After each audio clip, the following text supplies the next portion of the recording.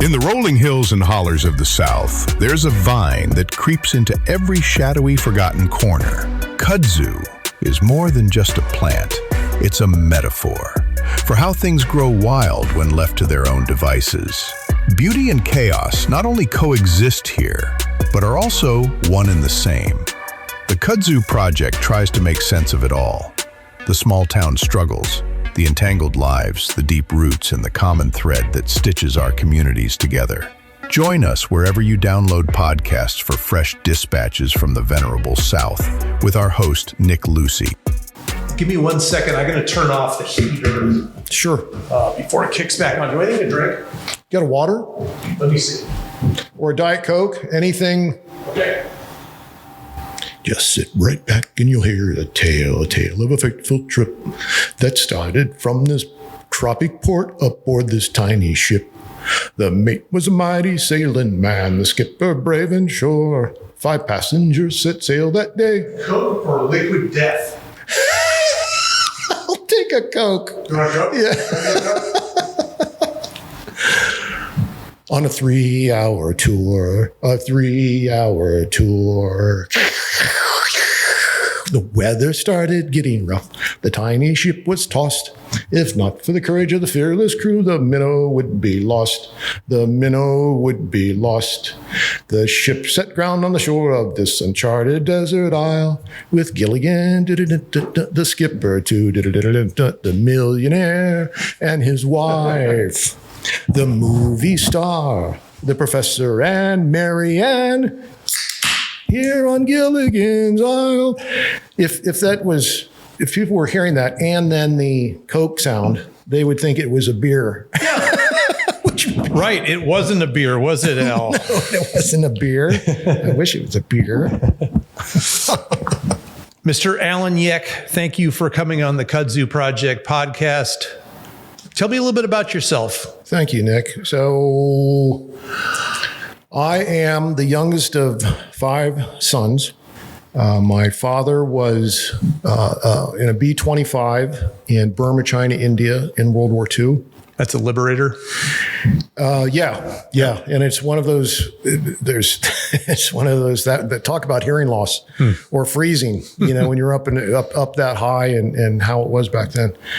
And a Silver Star winner sank on some Japanese ships. And then he got out after World War II, recalled for Korea. And then he stayed in through Vietnam. So all of my brothers were born at different military bases. And then I was the last one. I was born at Edwards Air Force Base in California. And then I grew up outside of Wright-Patterson Air Force Base in Dayton, Ohio. And then at the age of 18, so my father, my oldest brother, was a MASH chopper pilot in Vietnam. His wife, my sister, a MASH nurse in Vietnam. That's where they met. My next brother was Air Force, but he died in '66, returning to base. And then my next brother was Army, and he was sent to. This was '73, but he was sent to Korea. And then I joined the Marine Corps. So I had to be we had Army Air Corps, then Air Force, Army, Marine Corps. Hoorah. So went in open contract, which is a terrible thing to do because you just don't know what you're going to get. Just give me anything, sir. Yeah. And then the next thing you know, I won't talk about fields that I wouldn't want to do, but they're because somebody out there listening is probably was doing that. But then I came into special intelligence telecommunications. 2651 is the MOS, and so went training for that. And basically, I'm in comm vans or comm centers, encrypting and decrypting messages at that time between the CMC and various outfits in the country, and so it was all classified communications, SIGINT. And stationed in Guantanamo, Company L Marine Sport Battalion, NSGA, who have since shut down that site. and then went over to Kaneohe Marine Corps Air Station, which was 1st Radio Battalion at that time. And they have also shut that down and moved to California now. But from my experience in the Marine Corps and my training in the Marine Corps, the State Department picked me up. So then I was 7 years. It was the U.S. Department of State Foreign Service Diplomatic Corps working at embassies and consulates throughout the world. Wow. So that started out in Gabon, Libreville, Gabon, which is where the equator hits the west coast of Africa. And then I requested Beirut. And that was really why I even joined the Foreign Service, is because I got out in 82, and 1 year later is when the Marine barracks were blown up. Yeah. And it was just such a mark on me that, and in that time, of course, every Marine that wasn't there should have been there. I mean, they feel they should have been there. I should have been there. And so I was just, I remember that day. I remember that morning when the news came. Remember the pictures on TV. And I just had to get there because I wanted to understand what kind of people could blow up Marines while they were sleeping. And so that's why I joined the Foreign Service. So my first, Africa, now the opening came, Beirut.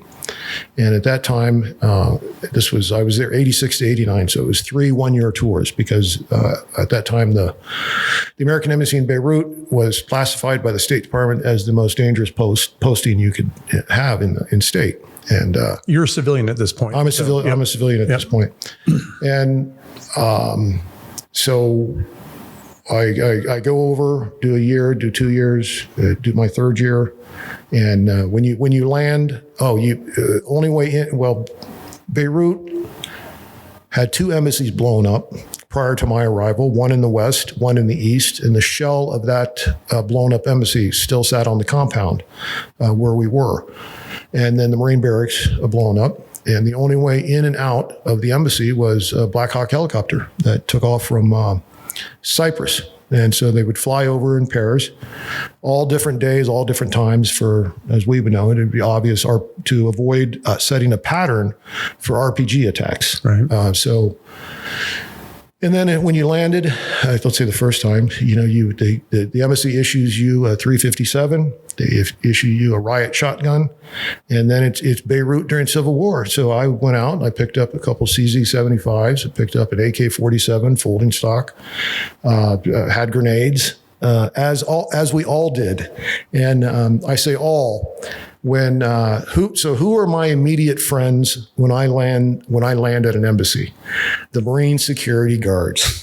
So immediately, it's just we probably wouldn't even have to say anything. We just smell it on each other. Yeah.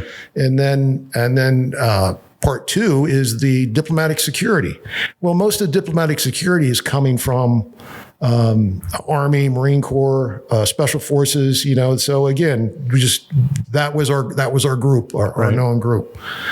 And so as I was going into my 3rd year there, that's when, which kind of ties into what I'm doing now, that's when something was going on with me and I had no idea what it was. It was this feeling. Now, also during this time, I had the father of my goddaughter died by suicide while I was there. Also, I was supposed to be on Pan Am 103. That got blown up. That's the one that went down over Lockerbie. Yeah. I had tickets to go home for Christmas on that. Gosh. With other people from the embassy. And one of the guys I got into an argument with. It was about a girl. Of course, got into an argument with him. And so I said, screw it, I'm not. And we were booked on the same flight. So I went down and changed my ticket. I left 3 days earlier. That was Pan Am 103. And that's what I'd been on because that was the flight that went from London to New York. So over the years, I've ridden on that many times, but I was supposed to be on that flight.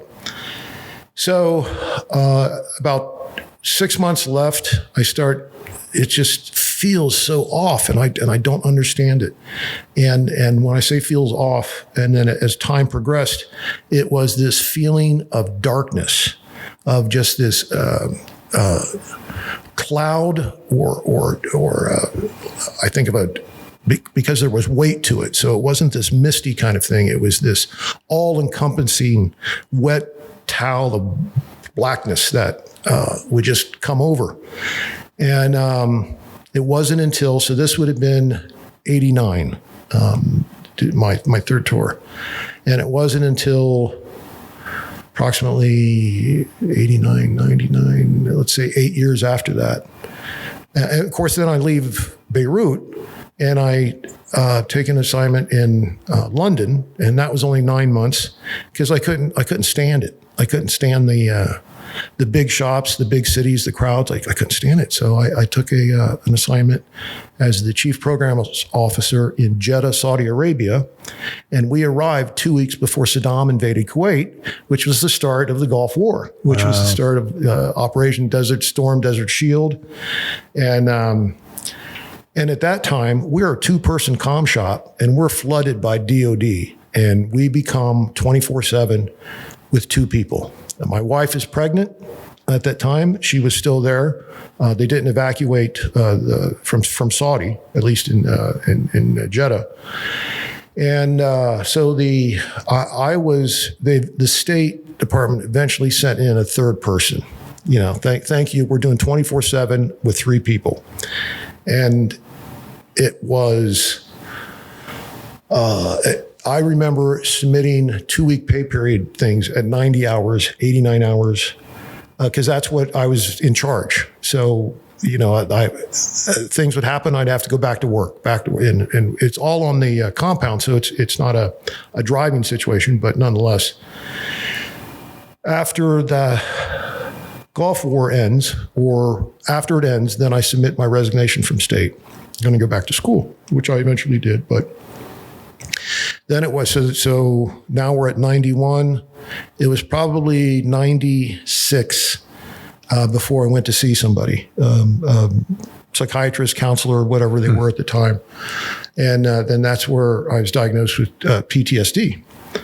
And that was early on in that word, PTSD, that was out there. And so for years, and it was on and off, where I was taking whatever pills that it was supposed to be for it, because it wasn't depression. PTSD is something different. Like I said, with the darkness, I could feel sessions coming, and you don't stop it. You just know it's coming, so the anxiety increases. And then eventually in 2017, something happened at this place I was working at. And I was able to go see a counselor. And it was 3 counselors on the 3rd one, because not everyone's a fit. Just because you get sent to one place, don't think you're stuck there, or you're recommended to go here. It wasn't a fit, but the 3rd one was. And at that time, he introduced me to EMT, which is the eye movement therapy. I think there's more to that EMT than what I said, but I just call it eye movement therapy. And so pills alone will delay reactions that may happen, but they don't do anything else. Whereas when you're actually in therapy, and with this, with EMT, with me, it worked. But there's all kinds of therapies out there, and some people that may not have worked, and then they'll try equine therapy, and that works. So everyone listening, if you're going through anything and you've tried something, try something else then. Yeah. You don't have to suffer in silence. There's help out there. And that's why at the Veterans Healing Farm, we offer so many therapies and therapeutic type programs. Right. We cast that wide net, and keep casting it, recognizing people are different. But so it was during that process that it was like, wow, I was able to take all that weight and drop it. And I can't say that I don't have any triggers still, but it's night and day between who I was then and then who I am after the counseling, the actual talking to someone and going through EMT, and just how much that has improved my life. So that kind of, through all of this, of course, I'm working, I'm raising a family.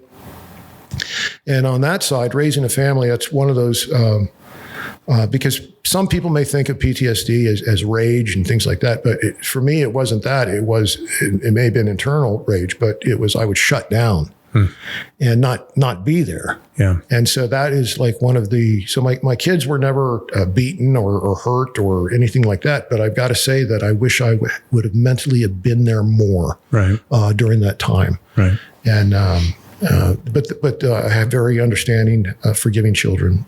So we're fine. There's no residual effects of anything. It was, when you're going through something like that as a parent or a child with a parent, the child will just go, well, this is dad, this is mom, this is my uncle, this is my brother, whoever it may be, and not have to peel back that there's anything beyond that. Right. And so that's what one of the things at EMT, when I realized that it's not just pills, right, that allowed me to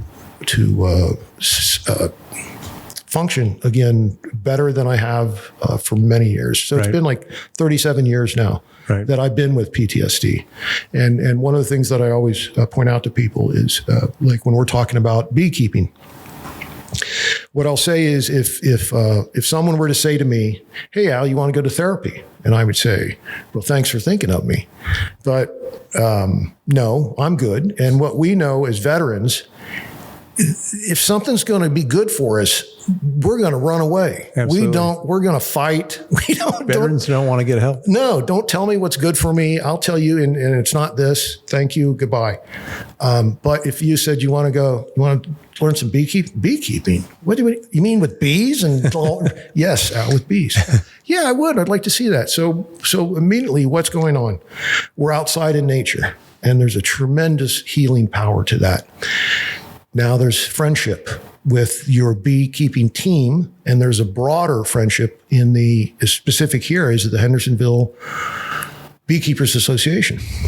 So you're now part of that. And then, the beekeepers are global, but so you've got nature, you've got camaraderie, now mindfulness. And mindfulness, I can't overstate this for PTSD. PTSD is when I'm thinking about what happened and I'm there, or I'm thinking about what could happen. So I've got that anxiety to hold on to. But in the moment, just like right now, we're warm, we're safe. I've got my Coke.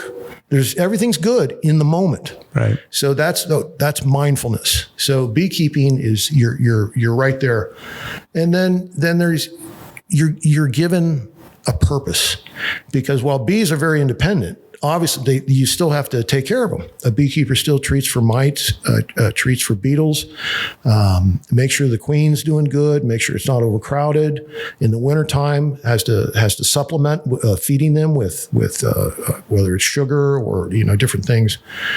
So each one of those, nature, camaraderie, mindfulness, purpose, each one of those by themselves, if you don't have those in your life, it's a negative. When you have any of those, each one, it's a positive. Put them all together, and it becomes a powerful healing platform. Yeah. And I can say that mixture is everything that we do at the farm, covers all of those. So that's why I say the Veterans Healing Farm is a leader in non-pharmaceutical, non-clinical mental health intervention. And we're for not just the veteran, but for the family. Because if someone's hurting and they come back to the family, the whole family hurts. It's a holistic approach. Yes. And the VA understands us. Because we don't do anything, we don't put aluminum hats on, there's nothing out there strange. Everything is proven. In fact, there's most of the things we do, the VA will have done at different places throughout the country themselves. Like, for example, they'll use heart of horse sense up in Marshall for equine therapy. They participate with that. They'll send veterans out to the farm. They'll send their psychologists out to the farm. They'll send their suicide prevention people out to the farm. They'll send their addiction recovery folks out to the farm.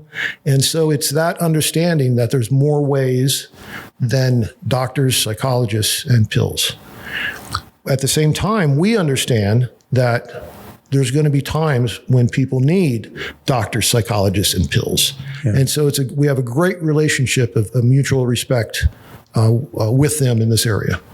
So obviously I wanted to dive into the farm, but I wanted to back up a little bit, Al, and you had the military in your blood growing up in a military family. Yes.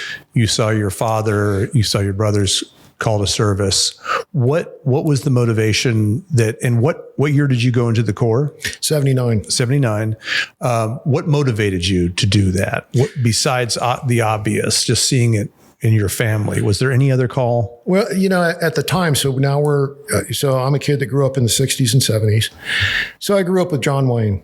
I grew up with Robert Mitchum. I grew up with the Battle of the Bulge. I grew up, so you always had these. The romantic.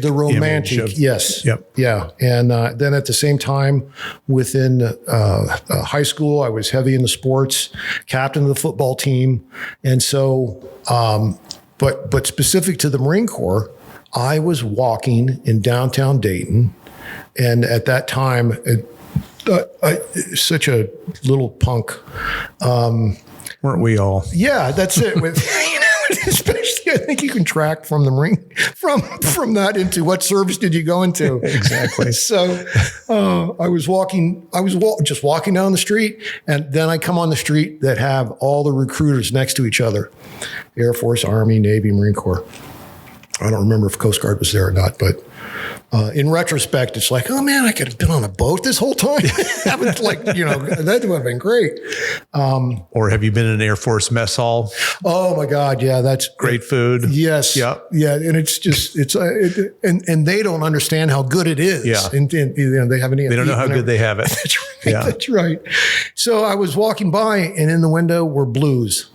The blues. That's all I had to see, because I saw myself in that. And then once you walk in, they got you. Yeah. And so I remember my gunny was a Vietnam vet, Bronze Star, told me the story of how he got it, and then just went in September 4 of 79.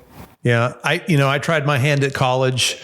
I was a little young when I graduated high school and went off to college, and I majored in beer. Yeah. So, quickly I realized that I was not ready at that point. And my parents kept threatening to cut the tuition off to college. And so I preempted them, and I said, you know what, I'm going to join the most difficult, I'm using air quotes, the stereotypically most difficult branch of service. And I'm just going to go all the way in the other direction. So that's what I did. And I joined in 87. So, obviously a little bit later than you. Mm-hmm. Were there any conflicts going on when you were in the Corps? When I was in boot camp is when, or it was before that, but it was the Iran hostage. Okay. And under Carter, they tried that failed rescue mission. So we were expecting to go in, but then Reagan got elected, and then they knew he was coming. Right. The Iranians did. And so then the hostages were freed. But after that, no, there wasn't, there could have been some things special forces wise down in, Central South America going on, maybe some other parts of the world, but no big conflicts. Yeah. The next one that came was, again, after I got out, was the Grenada. Yeah. Yeah. So you kind of got out during, and I went in during, it was an era, the end of the Cold War. It seemed like, it was the good versus evil, US versus Russia for so long, from the 50s, 60s, the post World War II era. It seemed like peace was, inevitable, and it made you almost question, why do we have a military anymore if the big threat, Russia, is going away?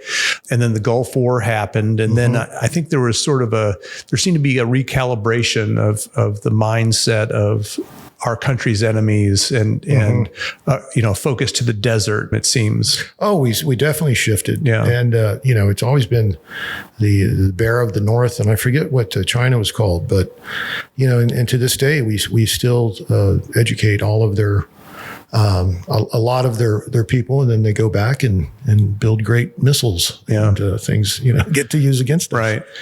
So the experiences that you had that impacted you greatly, that caused the PTSD, weren't necessarily directly combat related, but they were born of being in areas of conflict where there were things that took place that left an indelible mark on your life. Yes, obviously. yes. Beirut was the big one, and then of course when I was with a non-combatant in the Gulf War, there was a time where.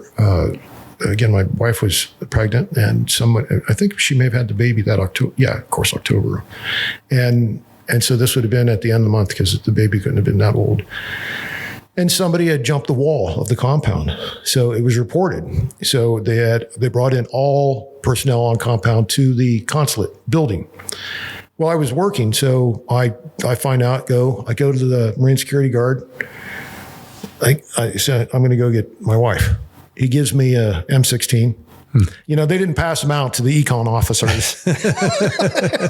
So gives me an M16. I go down, get my wife, bring my wife and baby back. It turns out that somebody had jumped the wall, and one of the owned Saudi security guards who was late for work jumped the wall so he wouldn't be caught. So that caused the entire panic. But during that, it was definitely the hours that were involved, and then just again what was going on and at that time, and perhaps it served as an impetus for you to get involved in what you're doing today. Oh, absolutely. I know it did. I know it did. And, many, many years before I found the Veterans Healing Farm and started there as a volunteer. And then the founder of it had some serious challenges and stepped down. And so I was there and applied. And at that time, so I had the Marine Corps, I had the Foreign Service, and then I had 23 years in higher education. And that was over, I started out in continuing ed, which is a non-credit. But that's perfect started out in continuing ed and then moved on and also became over the business and technology credit programming of different schools and universities. But at that time, I forgot what I was talking about. Go ahead. Education and getting into the field that you're in now. So when you're doing non-credit, you're doing workshops and conferences. And so when I arrived at the farm, and there had been a couple different mission statements, and one was about healthy eating, and one was about transitioning, but they were doing a 2.5 day beekeeping workshop once a year. They were doing an organic farming. They did a good cigar box guitar class. But for example, we have done this year 74 workshops. Wow. And they're all either therapies or therapeutic. And for those workshops alone, we're at 528 people. I'm pulling the stats in now for this year. And so my past educational experience, just easy peasy to do these. You know the format. You've done them before for schools. Easy to do now. And our latest was the Women Warriors keynote luncheon that we had in September. That was your big event for this year. Yeah, that was the big event for the year. And as we move into next year, we are approached by a couple different groups. One is going to be doing a golf tournament for us at Kenmure. Excellent. Another one is going to be doing a 5K race for us. And both of them are Veterans Healing Farm founded or sponsored. Yeah. So, Al, you were one of the first people that my wife and I met when we moved here a couple of years ago. Yeah, and I don't remember how that took.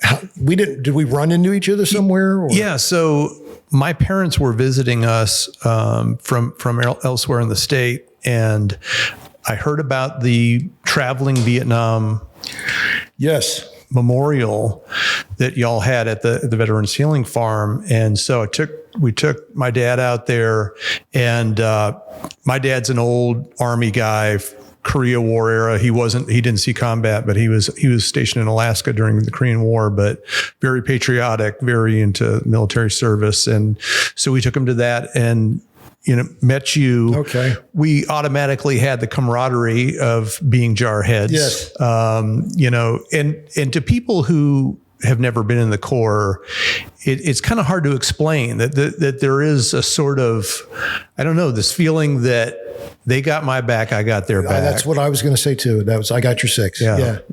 And it's something that it's one of the beautiful things that comes out of joining the Corps, in my opinion. The other thing being the confidence.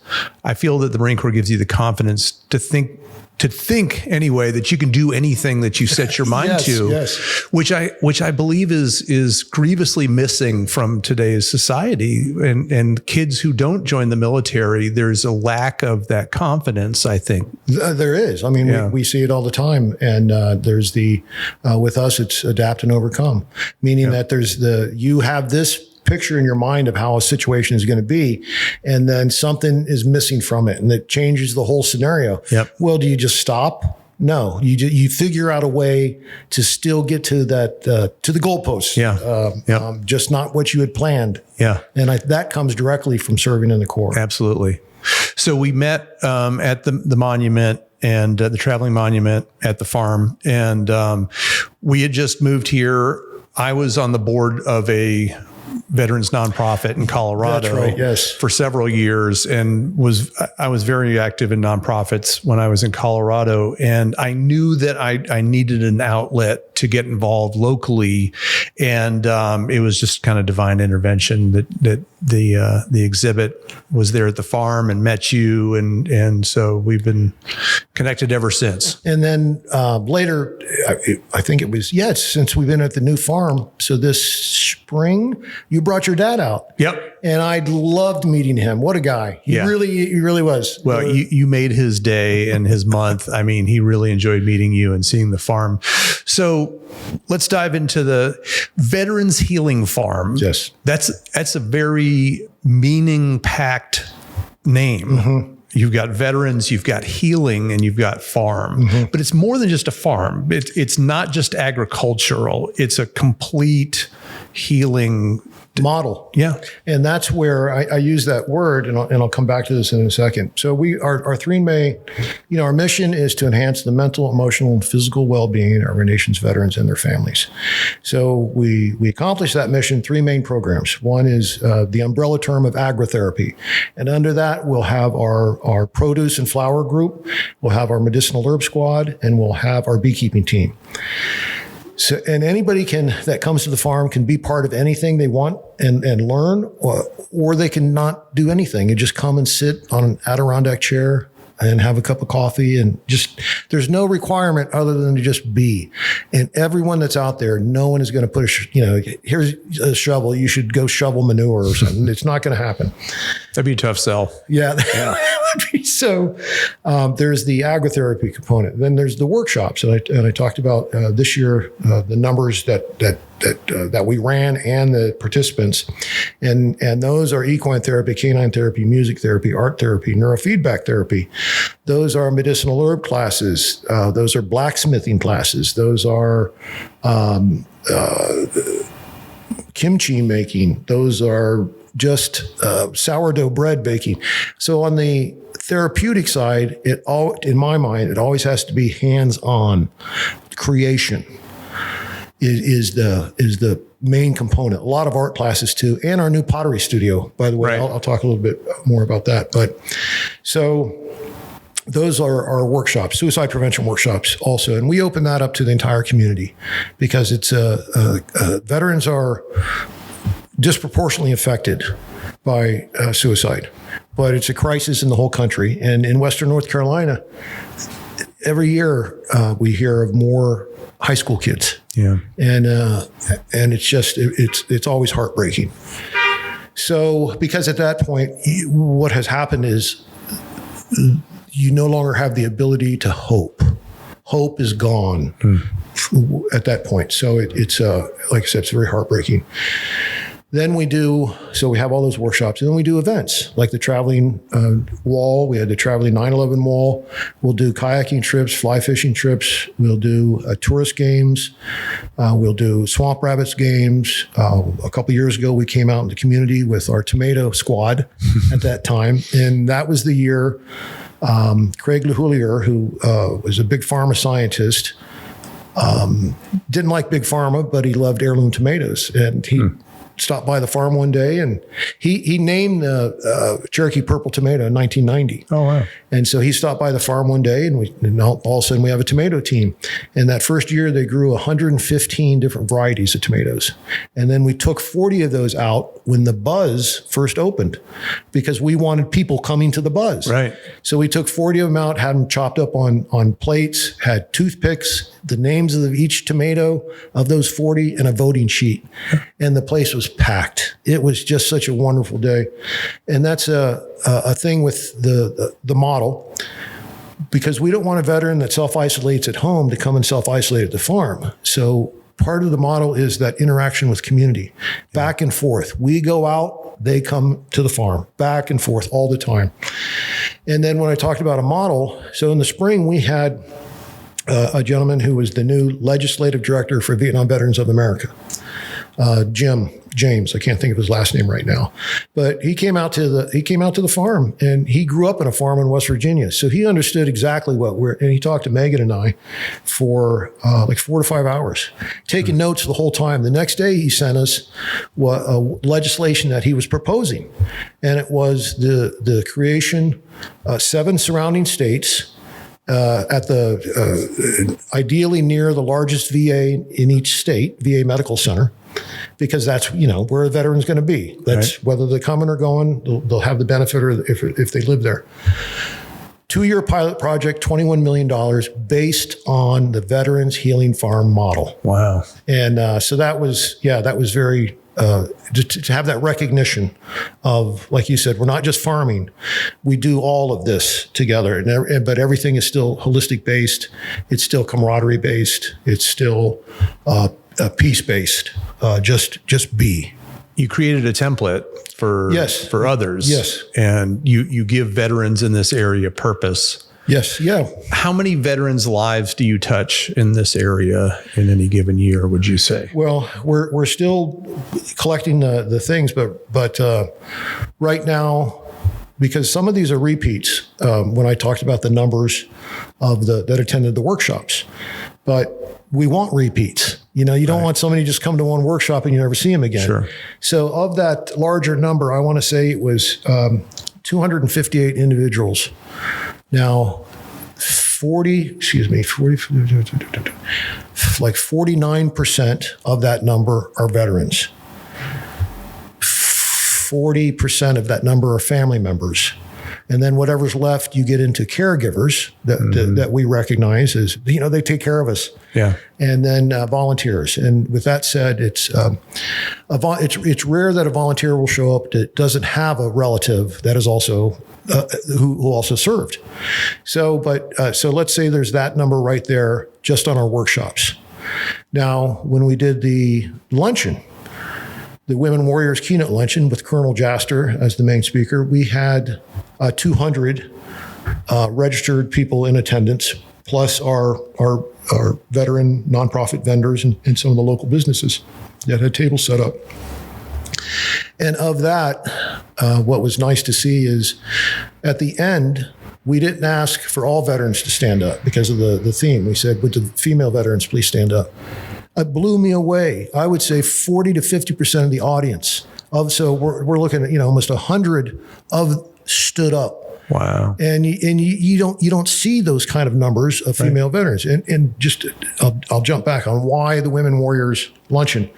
Well, that first January, when we started talking about it, I never looked at our female warriors as DEI, but the government did to some extent. And then they started disappearing.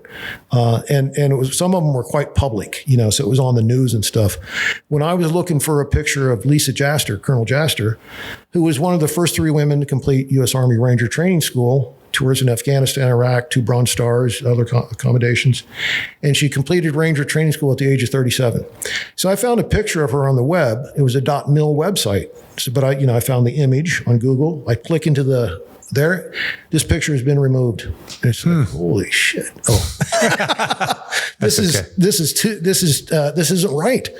So that just made me double down. You know, no, we're doing this. We're going to make sure that our female warriors are recognized, and the challenges they have too, and have had for, you know, the existence of our when females were allowed into the military.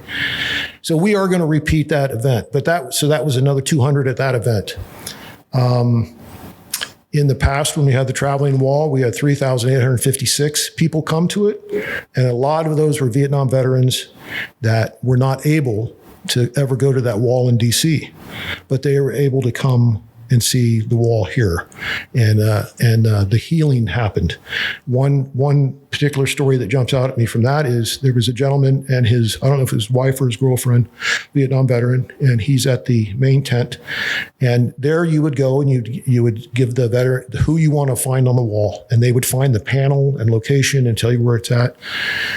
So she said, after like the 8th name, why are they all on the same panel? And he said, because they all died at the same time. And these were his buddies. So it was another night, one of our first nights there, that it was there. It was raining. And because we were open 24/7, it was fully lit. And there was just a couple sitting. They had an umbrella, but just sitting in the rain facing the wall on one of the benches. And part of me wanted to go up and, you know, like just hug or say, welcome home, brother, or something. But then it's just like, no, I have to let him be. Yeah. So we affect hundreds in direct participation every year. And then when we do our other events, then we're shifting into much larger numbers. Yeah. About the wall, I had the honor and privilege to be on the Blue Ridge Honor Flight recently, the September 27th flight up to DC. Another great organization. And to see the Vietnam vets standing in front of that wall, seeing their buddies, and the stories that would just come out, and the sadness and it's just tremendous. Yes. Yeah. But that's it. If they're not there, it's harder to come out. Yeah. And so, and we witnessed some of that at the farm too. Yeah. If you look at the numbers, North Carolina has a very high population of prior militaries. Yes.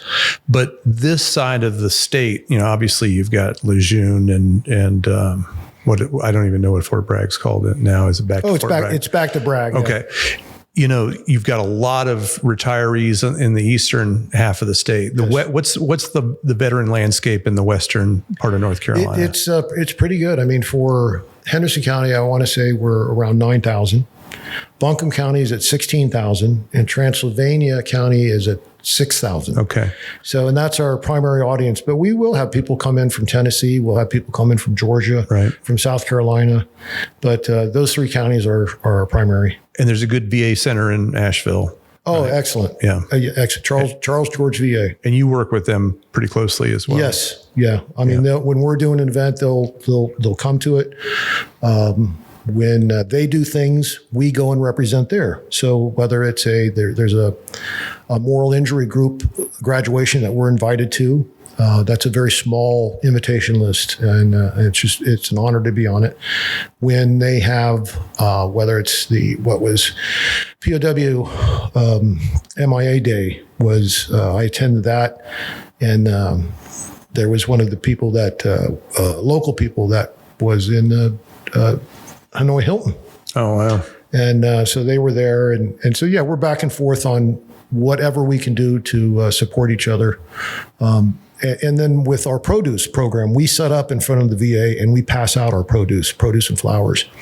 And to date, it's been about 75,000 pounds that we give out. And it's funny because if there's new staff, It's the first time. The people who have been there a while, they know, they look forward to the farm visits. And then you'll have vets that are coming in from other areas. Well, how much do I owe you? You paid in full, buddy. You paid in full, ma'am. Oh, that's beautiful. Yeah, it's such a tangible product. You know, everybody's got to eat. You're producing something. You're giving the folks who help out and participate a purpose to create something that provides nourishment. It's just it's a perfect concept when you think about it. And now you're on about 11 acres out in Mills River? 11.6 with a 2-acre spring-fed pond. Wow. And very interesting story about how you found this forever home, is it not? Yes. So in January of 24, I used to say I had a wonderful thing happen and a terrible thing happen. And I'll come back to that. But so in early January of 24, the land where the farm was on before, the farm had been leasing. And then the landowner decided that she wasn't going to renew the lease that ended in August. So we had basically had 7 months.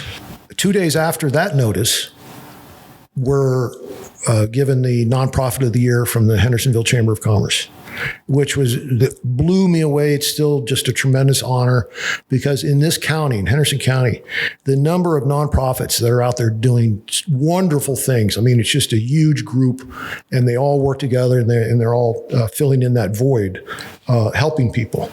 So it was a huge honor for us. 7 months go by, we haven't found any place. Well, we've looked everywhere. We want to stay in Henderson County, but if there wasn't, then let's look at Buncombe. If there wasn't, let's look at Transylvania, somewhere. We had offers from Nevada, we had offers from Kentucky, we had offers from Tennessee to move there. And it's like, nah, I mean, thank you. Doesn't help the veterans here. Yeah, exactly. I mean, this is our home. So we pack up everything we are allowed to take into these pods containers, and we had a mobile office that we packed up, and we move off. Everything's in storage for about 10 days. And then this, where we're at now, in Mills River, 138 Kimsey Road, came up on Zillow on a Friday. Call my realtor Monday morning. We're out there looking at it. Call the board. Board's out there Wednesday with the staff looking at it. Wednesday afternoon, we're finding banks.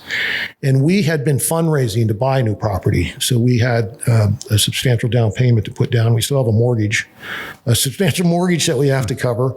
But so we move in, we carry, place is completely empty. Walls are white.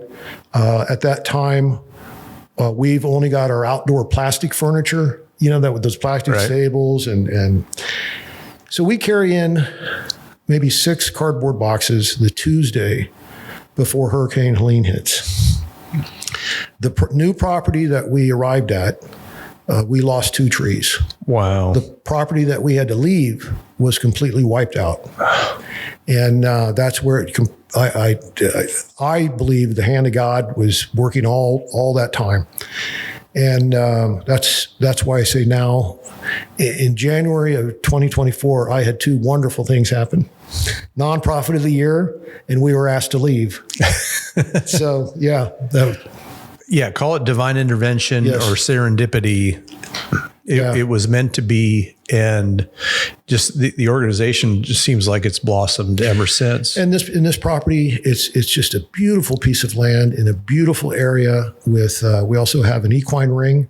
So when we're doing our equine therapies, it's right there. We've got a barn, a beautiful barn. It has to be 65, 70 years old, still solid as a rock. We're going to be converting that into the hayloft will be our new arts center. We currently have I'll talk about our pottery program, but the arts center in the bottom will be a multi-purpose area. And we're putting in an amphitheater, like a 100-seat amphitheater, a stage, which will back up to the pond. So the amphitheater people are seeing the performance plus the pond in the background. And then I'm still holding out for Martha Stewart to do, this is something I've been working on for months. And through LinkedIn, I was able to reach out to it's an unbelievable story at the start. Martha Stewart's agency's CEO. And, you do LinkedIn Premium or whatever, and you can send an email or you can send a text. Well, she replied. No way. Yeah. And said, yeah, here is Martha's manager's contact information. So I had his email and his name, sent it to him, and they haven't said no. So it's been about 7 emails back and forth. Martha, if you're listening, you probably aren't, but if you are listening. Yes. Or if you know Martha, or if you know somebody that knows Martha.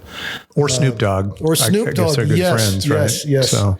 And I want her, so on the property, we have a 2-acre clearing, and I want that to be the Matthew Bullar Remembrance Garden, or the Matthew Bullar Veteran Remembrance Garden. Matthew was a local local veteran killed in Iraq in 2007 by an IED. And he had a sign at the other garden, but it was just his picture, like his boot camp picture. Yeah. And then I became dear friends. I love them so much, with Ann and Vernon Atkins, and those are his parents. And they still participate with the farm, but so the Remembrance Garden, there's no granite, there's no flagpoles, there's beautiful flowers, walkways, and this is in my mind. This is why I need Martha to translate this.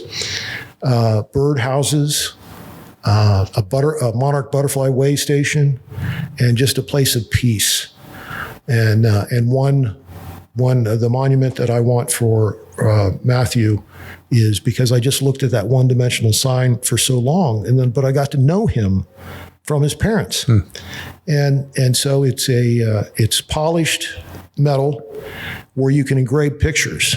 So it's 3 sides. It's a standing triangle, and so one side is a picture of him with the people he served with in Iraq, and it is comments from those people engraved below.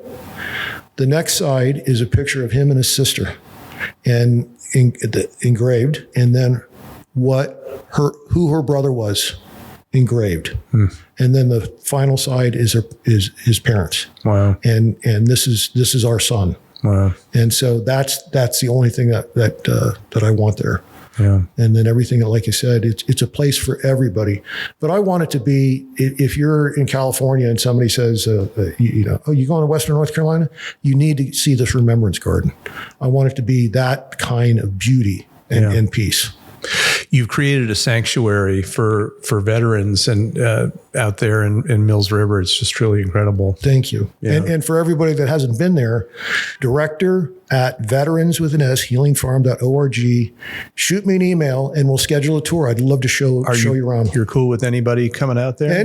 But checking it out? Yes, I'd love that. But I always say we need to schedule it, because if you just show stuff going on, you're busy. I'm here today. Yeah. So thank goodness there's people at the farm. Who's there now? Yeah, that's right. Yeah, it's a very high functioning team, so they don't miss me at all when I'm away. So director at veteranshealingfarm.org. Yes. And if they want to go out and learn a little bit more about the Veterans Healing Farm, there's 2 main spots, www.veteranshealingfarm.org. That's our website. And then facebook.com/veteranshealingfarm. And both of those are very up to date. I'm still loading.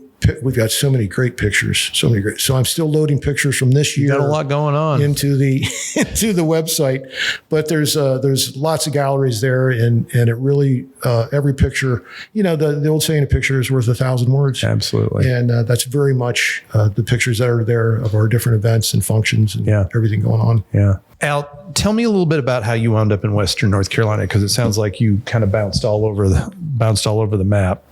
And that's a good way to describe it too, because throughout the world and throughout the U.S. So Papa was a Rolling Stone, and so my daughter did her internship at the Charles George VA, and at the end of that year, they offered her a position. So, and where were you at the time? I was up in Elmira, New York. Okay. And I was with Elmira College. So I was working up in, they say, New York is upstate. But upstate means there's New York City, and then everything else in the entire state is called upstate New York. Yeah. But it's more on the border of Pennsylvania than any place. Upstate New York is more like the Midwest than it is like New York City. It's cold, very much. Rural and So it's a beautiful place when it's not winter, which is a tremendous amount of the year. So I don't miss shoveling snow or driving in it. But so I came down for after she was given a position, and it was that first Thanksgiving, fell in love with Western North Carolina, and then eventually got back 3 years after that. So you fell in love with the area and fell in love with the area. 6 months after I was here, I was like, we need to stop these people from coming. There's just too many people. I made it in. I've heard that before. Yeah, just put walls up. We need to just stop people from coming. But that hasn't worked. And you had enough of those upstate winters, I'm sure. yeah. That's where. Those are something, but yeah, that's how I ended up here originally. And the rest is history. Well, such a poignant week to have you on the podcast. Veterans Day was this week, and the Marine Corps birthday. Hoorah! 250. Holy cow! We're old. I know. I mean, besides the obvious, yeah. It's the Marine Corps is so much more history focused than the other branches too. There's just the idea of tradition and there was I saw a post this morning. It was citing somebody recently, and I'll paraphrase it a little bit, but it was the history of the Marines, 250 years. There's different people, different uniforms, different weapons, the same spine. Yeah. And that was from a Marine, like a 90-year-old Marine saying it. And it's like, that's it. That's good stuff. Yeah. Yeah. Well, Semper Fi, Al. Semper Fi, bro. Thank you for coming on, and best of luck to you with the Veterans Healing Farm, and can't wait to see what blossoms in the future. We've got wonderful things coming, and that's another. When you go to our website, you'll see our calendar of events. We've got our Friendsgiving coming up next week, and we've got 90 people scheduled for that. So we're going to be cooking a lot of turkeys. Awesome. I want to check out some of the art classes. Oh yeah, offer. I got a grant from the Henry M. Jackson Foundation. Which was also Creative Forces / the North Carolina National Endowment for the Arts. And then we received a $10,000 grant. Excuse me, because they always say, it's not a grant. $10,000 award from the VA for community engagement. And this was a national competition. They had over 250 organizations apply, and they picked 10, and we were one of them. Wow. So between those two grants, we opened up a complete pottery studio with 6 wheels, throw stations, a full kiln, and we're working with Odyssey Clayworks out of Asheville right now, who's doing the instruction. So, and that's another thing too, again, the creative side of it. That's great. So by this time next year, all my Christmas gifts I will have made. Those are the best kind. The cheapest kind. That's right. I don't know if you would, when you were, because I've got more years on you, but I can remember like in elementary school making the self-dry clay ashtrays for my parents. Yeah, those aren't in style anymore, unfortunately. That's right. That's awesome.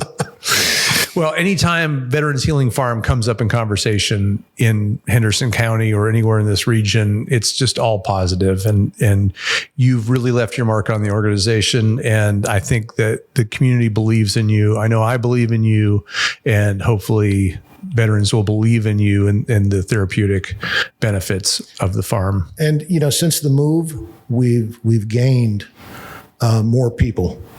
Just on a regular basis. And we've also gained younger families just on a regular basis. And so it's because what we know, there's still Vietnam veterans that are suffering after all of these years. Oh, yeah. So we're just starting with our vets that were over in Iraq and Afghanistan. That journey is just starting. So we want to make sure that we're there for them and that they know that. And it's a place for them. Awesome. Keep up the good work. Thanks, Al. Thank you, Nick.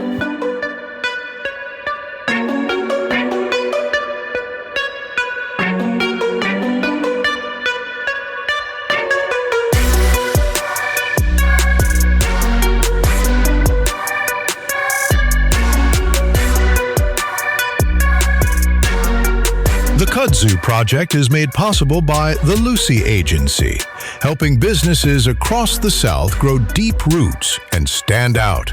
Based in Hendersonville, North Carolina, this full-service marketing firm builds handcrafted websites, eye-catching logos, and social media that pops for businesses and organizations. Because if your story's worth telling, it's worth telling right. Learn more at lucyagency.com. That's LUCEY agency.com. Everyone has a story. And at the Kudzu Project, we want to hear yours. Go to kudzuproject.com and fill out our story submission form. You can write your story for us to read on the podcast, request to be interviewed, or even nominate someone else whose story deserves to be told. The Kudzu Project is all about capturing the voices and spirit of our community, and your story could be the next one we share. Visit kudzuproject.com and tell your story today.